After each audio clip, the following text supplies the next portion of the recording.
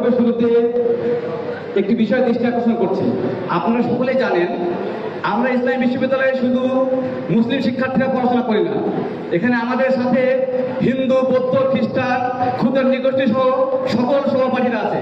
কিন্তু আজকে আমরা দেখলাম এই মঞ্চে শুধুমাত্র পবিত্র কুরআন থেকে তেলাওয়াত করা হয়েছে, বাকি ধর্মগ্রন্থগুলোকে উচ্চ করা হয়েছে। আমরা এর তীব্র নিন্দা ও প্রতিবাদ জানাই এবং এই বৈষম্যমূলক সিদ্ধান্তকে ঘৃণা করে প্রত্যাখ্যান করছি। আপনারা এই বৈষম্যহীন সমাজে সবচেয়ে বড় বৈষম্য করলেন আজকে, আপনাদের এর জন্য উপযুক্ত জবাব দিতে হবে।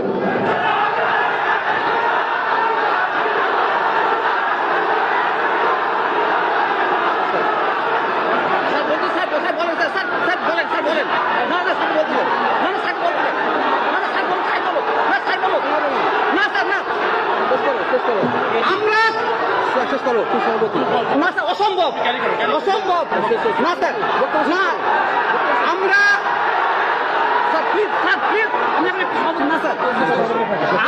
আমি একটা সময় সভাপতি, আপনি যদি আমার কণ্ঠকে রোধ করতে চান, আপনি যদি বৈষম্যহীন সমাজে আমার কণ্ঠকে রোধ করতে চান, তাহলে এই কণ্ঠ রোধ করার জন্য আপনাকে জবাবদিহি করতে হবে। আপনি আমার কণ্ঠকে রোধ করতে পারেন না। আপনার যেমন কথা বলার অধিকার আছে, আমার তেমন কথা বলার অধিকার আছে।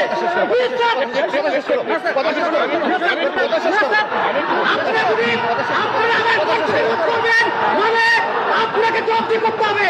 আপনি আমাকে কণ্ঠরোধ করে সমস্যা কে দিয়েছে? এই বৈষম্যহীন সমাজে আপনি আমার কণ্ঠকে রোধ করতে পারেন না। এই অধিকার আপনার নাই। আমার অধিকার, আমার গণতান্ত্রিক অধিকার, আমার বাক স্বাধীনতা, আমার বাক স্বাধীনতাকে পালন করেন অধিকার আপনার নাই, কোনোভাবেই নাই। বলেন, আরে তুমি বলো না, কথা বলো, তুমি কথা সেই সাথে সবাই যাও না, এখানে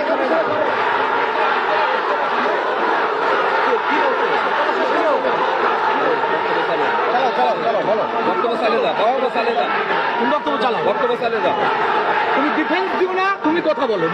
আমাদের এই স্বাধীন বাংলাদেশে কোনো ধরনের বৈষম্যের ঠাই আমরা দেবো না, দেবো না, দেবো বলো না। সেই সাথে আমি আরেকটা বিষয় লক্ষ্য করেছি, যারা এখানকার মেন স্টেক হোল্ডার শিক্ষার্থীরা, তাদেরকে বলে দেওয়া হয় আপনার 2 মিনিট বক্তব্য দেবেন। যারা এখানকার কোনো স্টেক হোল্ডার না, যাদেরকে আন্দোলনের সময় সার্চ লাইট দিয়ে খুঁজে পাওয়া যায়নি, তাদেরকে হাজার দেওয়া হয়েছে। কিন্তু আমাদের শিক্ষার্থীদের বলা হয় আপনার 2 মিনিটের বক্তব্য দেবেন। এখানে আমরা তামাশা করতে এসেছি।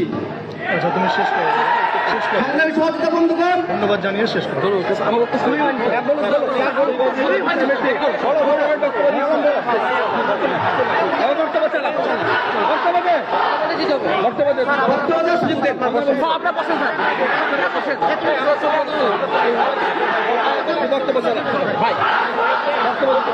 সংগ্রামী সহযোগিতা বন্ধুগণ, প্রথমে সত্য করে স্মরণ করছি, ব্রিটিশ বিরোধী আন্দোলন থেকে শুরু করে 1952 সালের ভাষা আন্দোলন, 1965 শিক্ষা আন্দোলন, 1969 গণ অভ্যুত্থান, 1971 মহান মুক্তিযুদ্ধ এবং সর্বশেষ 2024 জুলাই আগস্ট অভ্যুত্থানে যারা নিজেদের আত্মত্যাগের বিনিময়ে আমাদেরকে একটি বৈষম্যহীন সমাজ, একটি স্বাধীন সার্বভৌম রাষ্ট্র এনে দিয়েছেন, আমরা তাদেরকে স্মরণ করছি। আমরা আরো স্মরণ করছি আমাদের বিশ্ববিদ্যালয়ের আল কুরআন এন্ড ইসলামিক স্টাডিজ বিভাগের মেধাবী শিক্ষার্থী সাজিদ আব্দুল্লাহকে, যাকে গত 17 জুলাই শ্বাসরোধ করে হত্যা করা হয়েছে। আমরা এই মঞ্চ থেকে এই হত্যার সুষ্ঠু তদন্ত এবং বিচার দাবি করছি। সংগ্রামী সহযোদ্ধা বন্ধুগণ, 1 জুলাই শাহ আজিজুর রহমান হলের 114 নম্বর রুম, যেটা ছাত্র ইউনিয়নের রুম নামে পরিচিত, সে আন্দোলন, সেই রুম থেকেই সূচনা হয় এই জুলাই আগস্টের গণ অভ্যুত্থানের আন্দোলনে। আমি আমাদের সাবেক সভাপতি মাহমুদুল হাসান এবং সমন্বয়ক সুইট, সেখানে আমরা আলোচনা করি আমাদের আন্দোলন করা দরকার। তখন আমরা আমাদের সাবেক সহসভাপতি রুমিনুমান ভাইকে ফোন দিয়ে আমরা কোন ব্যানারে আন্দোলন করব। ভাই আমাদেরকে পরামর্শ দেয় যে তোমরা বৈষম্য বিরোধী ছাত্র আন্দোলনের নামে তারা কোনো প্রোগ্রাম করো। আমরা তার পরামর্শ শুনে আমরা সেভাবে আন্দোলন করেছি এবং আমি বলতে পারি প্রথম দিনের যে আন্দোলন, সে আন্দোলনে সর্বমোট 20 থেকে 25 জন শিক্ষার্থী অংশগ্রহণ করে। সেখানে ছাত্র ইউনিয়নেতে 15 থেকে 20 জন ছিল এবং সাধারণ সে মাত্র 5-7 জন ছিল। এবং যে ব্যানারটি তৈরি করা হয়েছিল, সেই ব্যানারটির অর্থায়ন করা হয়েছিল ছাত্র ইউনিয়নের পক্ষ থেকে। পরবর্তীতে ধীরে ধীরে এই আন্দোলন বেগবান হতে থাকে। এই আন্দোলন চলমান থাকা অবস্থায় ধীরে ধীরে সকল ছাত্র সংগঠন, সকল সাধারণ শিক্ষার্থী সবাই মাঠে নেমে আসে। আমরা ঐক্যবদ্ধভাবে এক স্বৈরাচারী শাসকের পতন ঘটিয়েছি। কিন্তু অত্যন্ত দুঃখের বিষয়, আজকে আমরা যখন এখানে দাঁড়িয়ে আছি তখন আমাদের আশার চেয়ে আমাদের হতাশার মেঘি বেশি। আমরা 1 বছর পূর্ণ হয়ে গেল, কিন্তু প্রশাসন আমাদের কোনো এই যারা রক্ত দিল, যা আমাদের আকাঙ্ক্ষা আশা আকাঙ্ক্ষা নিয়ে যারা জীবন দিল, এই দেশকে বিনির্মাণ করার জন্য জীবন দিল, তাদের প্রত্যাশা পূরণে আমাদের প্রশাসন কতটুকু সফল হয়েছে তার বুকে হাত দিয়ে বলুন। আমরা বারবার বলেছি আপনাদেরকে ছাত্র সংসদ নির্বাচন দিতে হবে, কিন্তু আপনারা আইনের দোহাই দিয়ে এখন পর্যন্ত কোনো ছাত্র সংসদ নির্বাচনের কোনো কথাই বলেননি। আমরা চাই আপনারা এই ছাত্র সংসদ নির্বাচনের রোডম্যাপ দিবেন। আমরা চেয়েছিলাম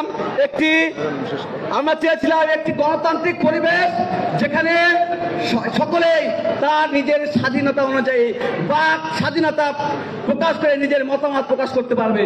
কিন্তু আমরা লক্ষ্য করেছি এই বাক স্বাধীনতাকে খর্ব করে একদল আমাদেরকে জিম্মি করে রাখার চেষ্টা করেছে। আমরা তীব্র নিন্দা এবং প্রতিবাদ জানাই। আমাদের আন্দোলন শেষ হয়নি, আমাদের 5ই আগস্ট শেষ হয়নি।